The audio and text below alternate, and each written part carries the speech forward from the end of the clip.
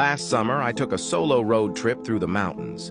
I wanted some time away from everything. Just me, my thoughts, and the open road. I was driving late one night when my car started sputtering and eventually died. I managed to coast to the side of a desolate road, completely cut off from civilization. My phone had no signal, and it was pitch black outside.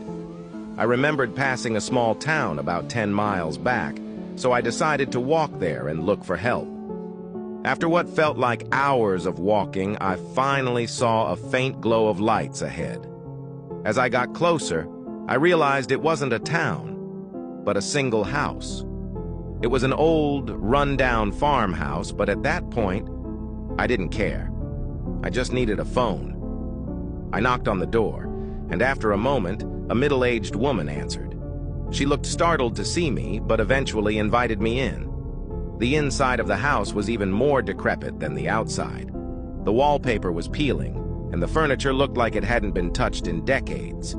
She offered me some water and let me use her phone. I called a tow truck, and they said they'd be there in about an hour. While I waited, I made small talk with the woman. She seemed nice enough, but had an odd way about her. Every now and then, she'd glance at a closed door at the end of the hallway with a nervous look in her eyes.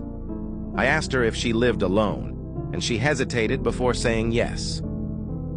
About half an hour later, I heard faint shuffling noises coming from behind that door.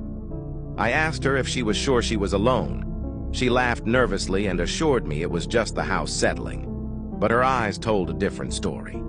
Follow for part 2.